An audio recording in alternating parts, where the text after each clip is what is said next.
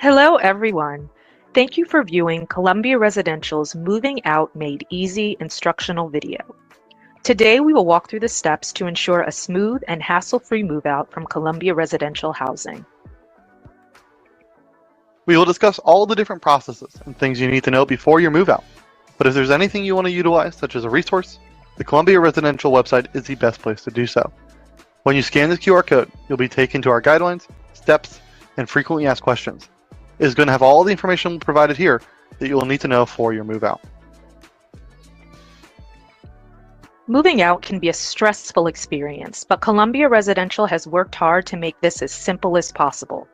We've broken down this process into 4 simple steps. Step 1, notify and plan. Step 2, clean and pack. Step 3, return your keys. Step 4, finalizing your move by completing final checkout. The first step is to notify Columbia Residential of your move-out date through the Housing portal. This is found in the Moving Out tab pictured here. We ask residents to submit a move-out notice no later than 72 hours before their move-out. If you try to submit and the button is grayed out, you may email our offices directly at residential@columbia.edu, and we will push that notification through for you. Move out and key returns should be scheduled during our business hours, Monday through Friday, 8 a.m. to 4 p.m., excluding holidays. You're permitted to move out outside of our designated hours if the items moved are small: books, clothes, lamps, etc. Larger items, bookcases, couches, beds, may only be moved during business hours. If you're found moving out after those hours, additional fees may be applied. You want to be sure to review canceling housing for all of our cancellation fees and prorated rent information. This can be found on that QR code that we showed you earlier, and it's a wonderful way to plan and prepare to avoid any surprises with fees. If you are using a moving company, you need to send a certificate of liability insurance, a COI, to Columbia Residential 48 hours prior to your move. A moving company is going to be very aware of a certificate of liability insurance, and they may even ask you if your landlord requires this. We have an example of a completed COI on our website, and it includes all of the information moving companies will need in order to submit it correctly. An important tip to think about is your mail. We often get notified from past residents that they have important documents that were mailed and they just need to get into their mailboxes. If you are no longer a tenant, this can be tricky, if not impossible. So be sure to contact the United States Postal Office and have your mail forwarded to your new address. As you search for your new home, you may be asked for a proof of residency letter by your new landlord. Columbia Residential has already created this for you. It will put you a step closer to securing your housing from your future landlord. Simply log into the housing portal and download this letter directly. Another tip, and this may not apply to everyone, is to contact your utility companies directly and end services with them. Simply moving out does not notify their offices that you're not utilizing their service, and billing will continue without this outreach. New Residence Hall at Teachers College and Lionsgate have their own set of guidelines that you will want to review if you live in these buildings.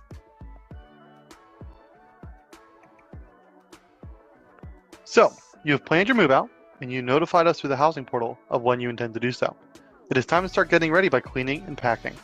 We really want to emphasize that it is important to leave the apartment in good shape, even better than the way you found it when moving in. This QR code is a cleaning checklist, which is a great place to begin. When cleaning, here are some things to consider. You want to make sure that you remove all of your personal belongings from the space. You also want to clear out your room and all of your shared spaces. You want to clean thoroughly and wipe down all your surfaces, such as a shower, countertops, and don't forget your appliances, emptying the refrigerator as well as all cabinets and closets. You want to sweep and mop the floors, and all trash should be disposed of outside of the unit. You want to make sure that you take your air conditioner with you as well. If it is a window unit that you installed yourself, again, we do not provide those, so it is most likely that you had one professionally installed when you moved in. That is yours. Please ensure that you take it with you. Please note that residents when moving out are not permitted to leave items for incoming tenants. Anything that is left will be discarded at cost to you.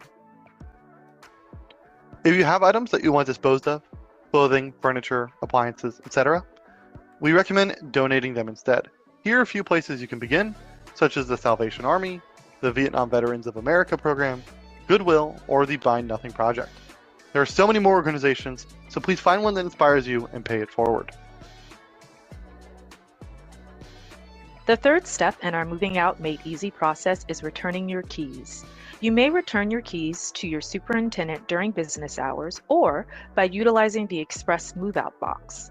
The Express Move-Out box is open 24 hours a day, so it is just a luxury that any of our residents can use so that they can return their keys at any time. We cannot accept or even find keys that are left in bedroom dressers or on the kitchen counter or with a friend. So do know that failure to return the keys in the two options outlined, your superintendent directly or the Express Move-Out box, will result in key replacement fees. Once everything else is complete and you're ready to finalize the move-out process, all you need to do is go to the final checkout page on the housing portal to end the billing cycle. This is considered the last step in the moving out process. Even if you already returned your keys, even if you cleaned up your space and you packed it up, the billing cycle is not going to end until you complete this final step. Residents who overstay their vacancy date or their agreement end date may incur a $1,000 overstay fee. Another reason to ensure you are vacating your space and completing the final checkout before that agreement ends. This is important to know that the $750 reservation fee paid when you first moved in was already credited to your account. You've already benefited from it as it goes towards that first month's rent, therefore it will not be returned. Also, you may want to make sure that you complete the move-out survey. This is a fantastic way to make sure your positive living experiences and any suggestions to make it better for future residents. Here's a screenshot of what you can expect to see at final checkout. Please note the final checkout button is going to be grayed out until your move-out date arrives. So you will not be able to complete this until your actual date of move-out. Once that day comes, you're ready to complete your final checkout. All you need to do is go to this tab and answer these quick questions. Were your keys returned? Has all your property been removed? And did you clean out the apartment? Answer these, click checkout, and you have fully completed the Columbia Residential move-out process.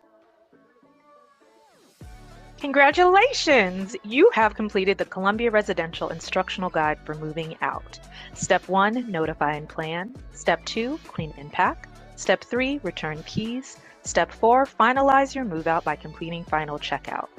Completing these steps will ensure a smooth move from Columbia Residential Housing. You're welcome to end the video now, but we do have a question and answer period that residents have found helpful. Please join us. We get so many questions about the moving out process. We would like to answer our top 4. What happens if I move out before my agreement ends? That is a wonderful question, and we really do get it a lot. You're welcome to move out at any point. If you move out within the last month of your agreement, there will be no fees associated with that move, and you'll be billed for the entirety of the month. For example, your agreement ends on May 31st. You choose to move out May 7th. You're still going to be paying for that entirety of the month of May.